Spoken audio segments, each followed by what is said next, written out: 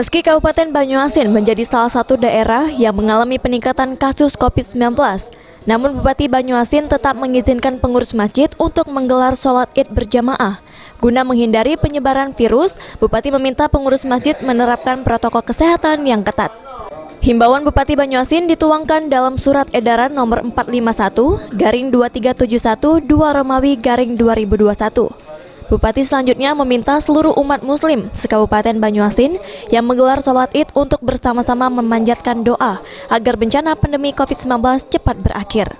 Ada larangan untuk penggunaan sholat Id, tetap kita laksanakan, tapi kita akan perjelas untuk penggunaan protokol COVID. Pakai cuci tangan, pakai hand sanitizer, wajib pakai masker, dan tentu yang paling penting itu jaga jarak. Bupati Banyuasin sendiri terpaksa membatalkan rencana open house yang telah disiapkan untuk bertemu langsung dengan masyarakat Banyuasin. Pembatalan tersebut sesuai instruksi Menteri Dalam Negeri yang melarang kepala daerah dan pejabat menggelar open house. Sulaiman, PAL TV.